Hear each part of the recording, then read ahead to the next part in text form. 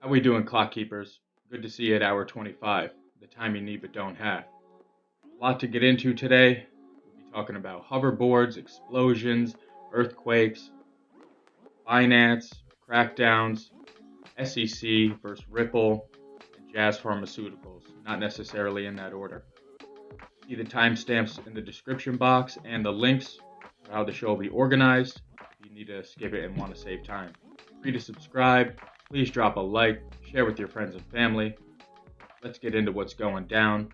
You know the deal. Somebody drop a clock on.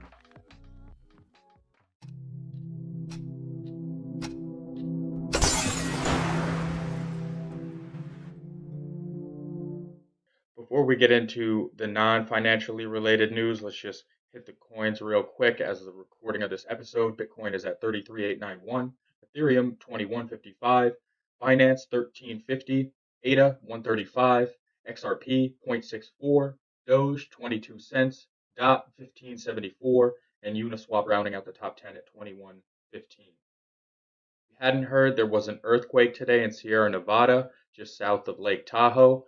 Hopefully all the beer's okay. It took place at exactly 3:49 p.m. It was actually centered on the California side of the border. You can see it's right in the middle between Mono Lake and Lake Tahoe. And since that earthquake hit, a cluster of aftershocks, one as high as 4.2, reported in the area. Next, I did promise you an explosion. Fox News.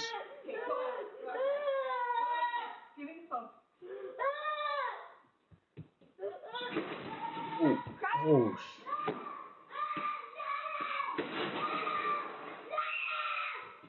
oh yeah, he's.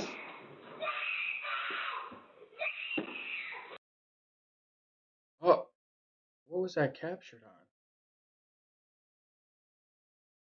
Okay, the moment was captured by the family security camera. Next, 13 tweets that show just how bad the flooding in New York City is. I live on the East Coast and we just got hit by the remnants of the hurricane. First picture, yo, WTF, this is NYC, rain ain't playing. Got a video here.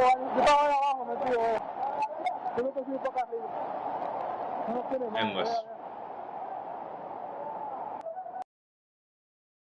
At Paul Lee, WR.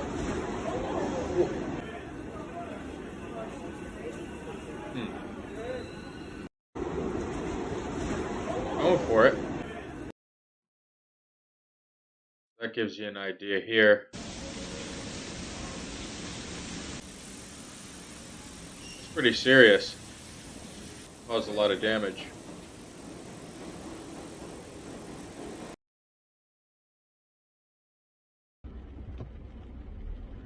FDR Drive. Yeah, it's a lot of water. It is. Next, Britain's crackdown on Binance boosts the cryptocurrency exchange's rivals. And they are coming for crypto with regulation everywhere. It says here, the UK's Financial Conduct Authority recently moved to block Binance, the world's top crypto exchange, from operating in the country. It adds below that while Binance can continue to offer crypto trading services to Brits, it was ordered to notify users that it is not authorized to operate in the UK. This move has helped the rivals of Binance, Bitstamp, Kraken, and Gemini. I did have to look up the founder's name, make sure I could say it properly. I'm not even sure if I could. Just for example, this is how it should be said. What's up, everyone? I am here with the CEO of Binance, Changpeng Zhao. So Changpeng Zhao is running this. After global crackdown, Binance promises to double international compliance team by 2021 end.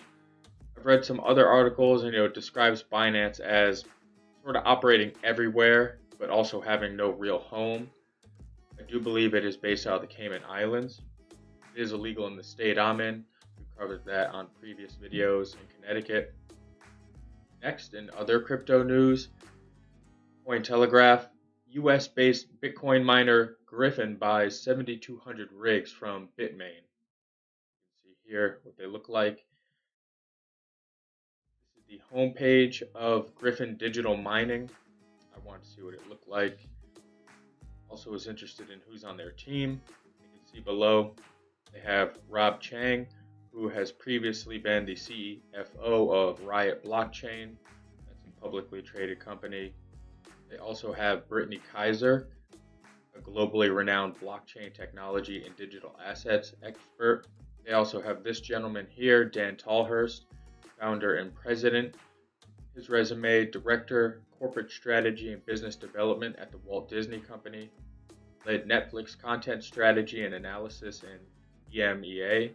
I looked that up as well. That's Europe, Middle East, and Africa. Get back to this article. It's pretty interesting. It goes over all the metrics and the numbers that they're looking to hit. I would definitely recommend taking a look at that. But I'm going to move on to something I wasn't going to bring up, Jazz Pharmaceuticals, until I saw this article here a few days after seeing all this other information. But simply Wall Street, have insiders been selling Jazz Pharmaceutical shares on the NASDAQ Jazz, J-A-Z-Z. Down below, there's a chart here, and just above it, it describes Jazz Pharmaceutical insiders didn't buy any shares over the last year. You can see the insider transactions by companies and individuals over the last year depicted in the chart below. By clicking on the graph below, you can see the precise details in each insider transaction. You see, left is shares sold, on the right is shares bought, and down here it says insider trading volume July 9th, 2021. I don't know how often that trading volume is updated, but once I saw this, I said, well, I might as well show this. United States Securities and Exchange Commission Form 4, Jazz Pharmaceuticals, name and address of reporting person, Bruce COZADD, who is the chairman and CEO. This was date of earliest transaction, July 1st of this year. And it says here, ordinary shares he's buying, 10,850 at a price of $100, $180.67, which put in this box 5 here, amount of securities beneficiary owned following reported transactions. So in total after this, I believe it's saying is, what does he owe? And it's 308,888. Down below, for explanation of responses in this green, it says this transaction was effected pursuant to Rule 10b-5-1 trading plan adopted by the reporting person. And Rule 10b-5-1, I also had to look up, but on Harvard Law School forum on Corpgov.Law.Harvard.edu, it says here, the benefits of Rule 10b-5-1 plans. This rule plan provides an affirmative defense for companies and those presumed to be insiders, i.e. directors and officers, transacting in the relevant company's securities. These plans have become relatively commonplace, but from time to time they have attracted attention, usually in response to media coverage of enforcement action by the SEC or reports of suspicious activity. In addition to that, there down below it says these plans are passive investment schemes. Plan holders relinquish direct control over transactions, which provide a mechanism for companies and corporate insiders to purchase and sell securities of such company when they have MNPI, which is material non-public information, by providing an affirmative defense to insider trading. Although attention generally is focused on the selling aspect, the plans also can cover purchases of securities. So on this form here, that's essentially what is happening is, as the chairman and CEO, he's filling out this form informing the SEC that he's buying these shares. And with that, he's reporting that it's due pursuant to this rule. And he has provided such information that you would need. You'll see here, Form 8-K, title of each class, ordinary shares. Item 8.01, other events. On June 30th, 2021, Jazz, the company here, issued a press release announcing the FDA approved Rylaz. Accompanied with this is the FDA approval. And here it says, down below,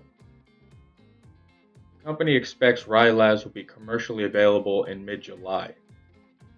Further down it says, investor webcast.